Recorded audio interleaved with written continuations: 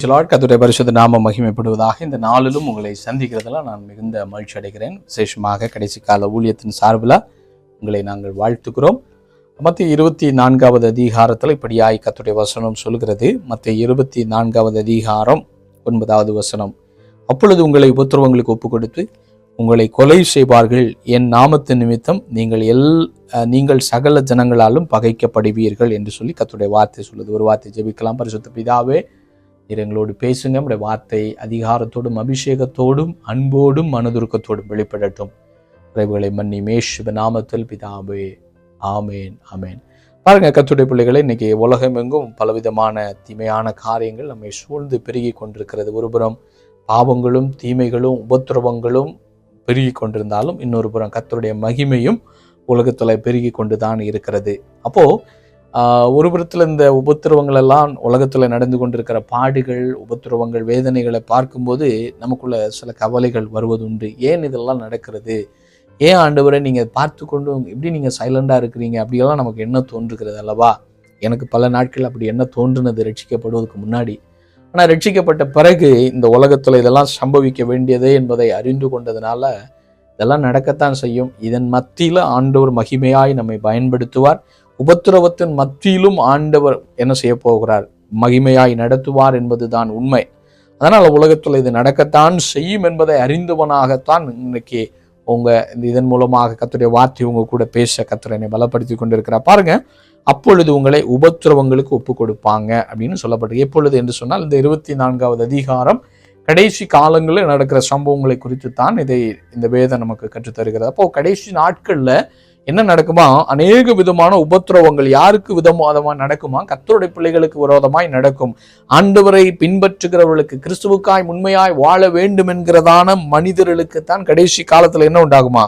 பயங்கரமான உபத்திரவங்கள் உண்டாகும் என்று சொல்லி ஆண்டவருடைய வார்த்தை சொல்கிறதுங்க. உபத்திரவம் மாத்திரமல்ல, உபத்திரவத்தை தாண்டி சொல்லப்பட்டிருக்கு, உங்களை கொலை செய்வார்கள். அப்போ கொலை கூட நடக்கும். ஆண்டவருக்காக ஒருவேளை நம்ம கொலை செய்யப்படுவோம். ஆண்டவருக்காக ஒருவேளை இரத்த சாட்சியை மறிப்போம்.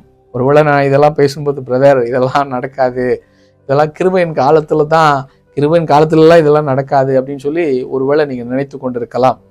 பாருங்க, ஆதி அப்போஸ்தலர் நாட்கள்ல நமக்கு தெரியும் 12 அப்போஸ்தலர்களை கர்த்தர் தெரிந்தெடுத்தார். அதுல ஒருவர் பின்மாறி போனாரு. அதுல 11 பேர்ல 10 பேர் இரத்த சாட்சியாக தான் மறித்தாங்க. ஒருவர் மட்டும்தான் வயது முதிர்ந்து, அவருக்கு எத்தனையோ உபத்திரவங்கள், இரத்த சாட்சியா மறிக்கக்கூடிய தருணங்கள் உண்டானது. ஆனால் அவரை மட்டும் கர்த்தர் எக்ஸ்கியூஸ் பண்ணாரு. அப்படி என்று சொன்னால் 11 பேர்ல எத்தனை பேர் இரத்த சாட்சியாக மறித்தார்கள்? 10 பேர் இரத்த சாட்சியை மறித்தாங்க. அப்படின்னா ஆல்மோஸ்ட் 90% பேர் இரத்த சாட்சியாக தான் மறித்தாங்க. 10% மட்டும்தான், பர்சன்டேஜ் வைஸ்ல பார்த்தீங்கன்னா 10% ஜனங்கள் மட்டும்தான் சாதாரணமான ஒரு மரணத்தை தழுவினார்கள் முதல் நூற்றாண்டுல. ஆனால் இப்போ நான் இதெல்லாம் சில ஊழியக்காரங்கிட்ட கேட்பேன். இன்னைக்கு உலக பிரகாரமான அதிகமான ஆசீர்வாதங்களை குறித்து பிரசங்கிக்கிறவங்க கூட கேட்டுனா அவங்க சர்வசாதாரணமாக சொல்லுவாங்க, பிரதர் ஆதி அப்போஸ்தலர் நாட்கள்ல அப்படிப்பட்ட உபத்திரவங்கள் எல்லாம் இருந்தது உண்மைதான். ஆனா இந்த காலத்துல எல்லாம் அப்படி கிடையாது. அன்னைக்கு இயேசு உலகமெங்கும் கொண்டு போறதுக்காக உபத்திரப்பட்டாங்க. ஆனா இன்னைக்கு தான் உலகமெங்கும் கிறிஸ்துவங்க வந்துட்டாங்கல்ல, அதனால இனி எல்லாம் உபத்திரவம் இல்லைன்னு சொல்லி பிரசங்கிக்கிற நிறைய பெரிய ஊழியக்காரங்கள் எல்லாம் நான் ஒரு சிலர்கிட்ட நான் பேசும்போது சொல்ற வார்த்தைகள். ஆனால் உண்மையான அதோடைய ஆழங்கள் அது அல்ல. அன்றைக்கு உபத்திரவம் இருந்தது, இன்றைக்கும் உபத்திரவம் உண்டு. அன்றைக்கு முன்மாறி அபிஷேகத்தின் காலம், இன்றைக்கு கடைசி நாட்கள் கடைசி பகுதியில் நம்ம வாழ்ந்து கொண்டிருக்கிறோம். பின்மாறி அபிஷேகத்தின் காலத்துல நம்ம வாழ்ந்து கொண்டிருக்கிறோம். உலகம் தழுவின விதத்துல ஒரு எழுப்புதல் உண்டாக வேண்டுமா? இந்தியாவில் இன்னும் அபிஷியலா 2.5% தான் இன்னைக்கு கிறிஸ்தவர்கள் இருக்கிறாங்க. இன்னும் 97% ஜனங்கள் இயேசுவை அறியாமல் இருக்கிறாங்க. அதுல அநேக ஜனங்கள் ஒரு முறை கூட இயேசு யார் என்று அறியாமல் இன்னைக்கு அவ்வளவு பெரிதான கடுமையான சட்டங்கள் மத்தியிலும், கடுமையான உபத்திரவங்கள் மத்தியிலும் இன்னைக்கு இந்திய தேசம் இன்னைக்கு மாறிக்கொண்டிருக்கிறது. இந்த உபத்திரவத்தை பார்த்து அநேகர் என்ன செய்யறாங்க? சோர்ந்து போறாங்க. கிறிஸ்துவுக்காய் என்னால் உபத்திரப்பட முடியல, கிறிஸ்துவுக்காய் சாட்சியாய் நிற்கும் போது பலவிதமான தீமைகள் நமக்கு பெருகும் போது நம்ம என்ன செஞ்சிடும்? ஐயோ, நான் ஆண்டவருக்காய் இதெல்லாம் பண்ணேனே என்னால, ஆனா ஆண்டவர் எனக்கு இப்படியெல்லாம் அனுமதிக்கிறாரே என்று சொல்லி நம்ம அநேக நேரங்களில் சோர்ந்து போகிறோம். ஆனால் ஆண்டவர் சொல்லாரு, உபத்திரவம் உண்டு. அதை தான் ஆண்டவர் சொல்லி இருக்கிறார் இல்லையா? 16வது அதிகாரம் 33 சொன்னாரு யோவான்ல, உங்களுக்கு சமாதானம் உண்டாயிருக்கும் பொருட்டு இவைகளை உங்களுக்கு சொல்றேன். உலகத்தில் உங்களுக்கு உபத்திரவம் உண்டு, ஆனாலும் திடன் கொள்ளுங்கள், நான் உலகத்தை ஜெயித்தேன் என்று சொன்ன அந்த ஜெயித்த ஆண்டவர் நம்மோடு கூட இருந்தால் எத்தனை விதமான உபத்திரவங்கள் வந்தாலும், எத்தனை விதமான நெருக்கங்கள் வந்தாலும், கொலை மிரட்டல்கள் வரலாம், இல்ல குடும்பத்திலேயோ நம்முடைய வாழ்க்கையில ஏதோ கொலை கூட, இரத்த சாட்சிகள் கூட எழும்பலாம். ஆனாலும் கர்த்தருக்காய் நிற்கத்தக்க ஒரு அபிஷேகம் நம்மை என்ன செய்யும்? ஆண்டவருக்காய் இரத்த சாட்சியாய் நிற்கவும் நம்மை பலப்படுத்துங்கிறதுல சந்தேகம் இல்லை.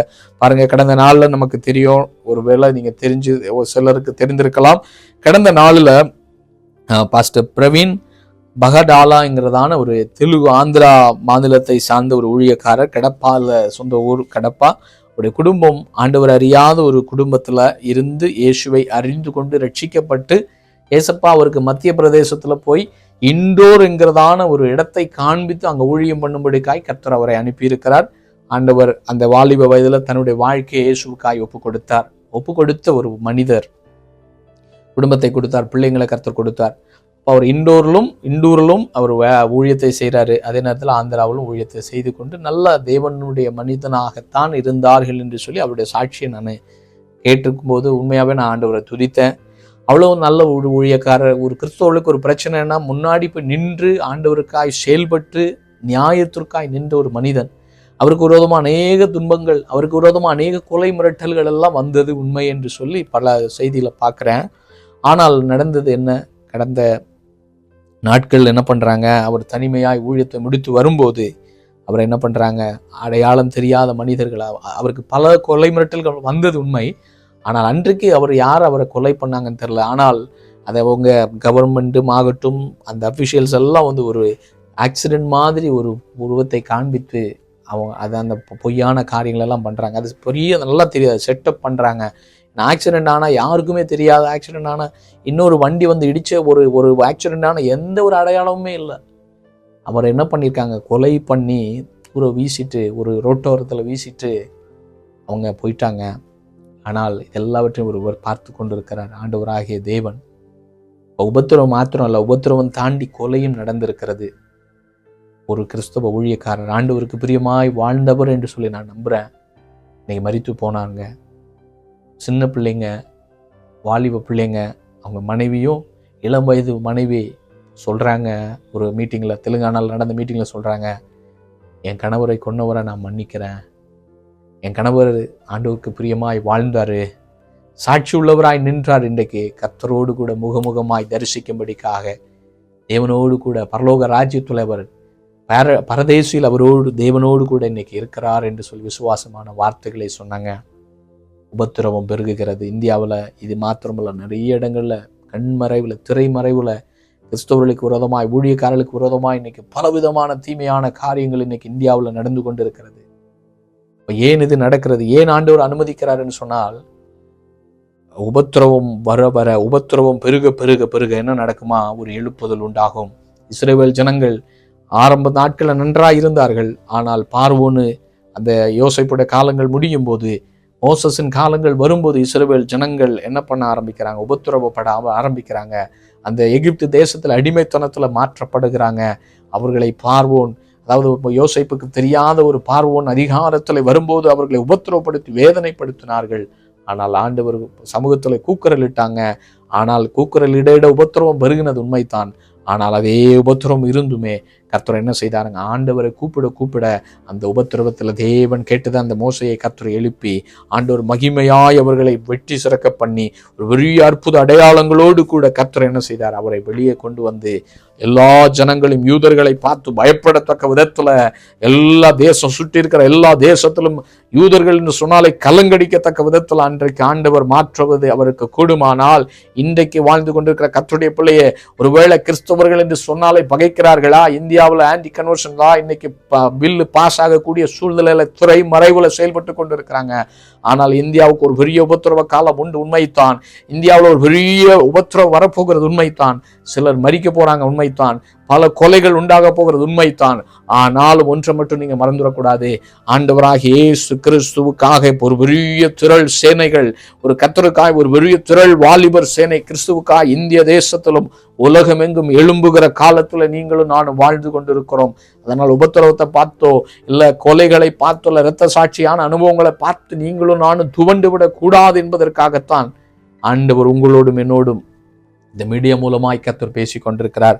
அதனால் சோர்ந்து போக வேணாம். ஆண்டவர் உங்களுக்கும் எனக்கும் நமக்கும் பலன் தந்து கேட்ட வசனத்தின்படி உபத்திரவம் பெருகினாலும் ஆண்டவர் சொன்னாரு, திடன் கொள்ள சொல்றாரு.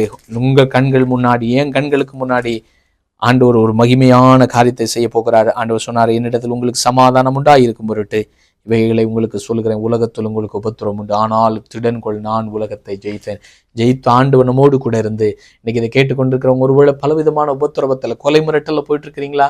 சபைக்கு பண்ண விட மாட்டேன்னு சொல்லி போராடிட்டு இருக்கிறீங்களா? ஆண்டவர் சொல்றாரு, திடன்கொள், ஆண்டவர் ஜெயித்த தேவன் உன்னோடு என்னோடு கூட இருந்து நம்மை ஜெயிக்க வைப்பார். கர்த்தர் இந்த வார்த்தைகள் தாமே நம்மை ஆசீர்வதிப்பாராக. பரிசுத்த பிதாவே, நீ பேசின எல்லா வார்த்தைகளுக்காய் நன்றி. இந்த வார்த்தைகள் 30, 60, 100 மடங்கு கனிவுள்ளதாய் மாறட்டும். இயேசுவின் நாமத்தில் பிதாவே, ஆமேன், ஆமேன். God bless you. Praise the Lord.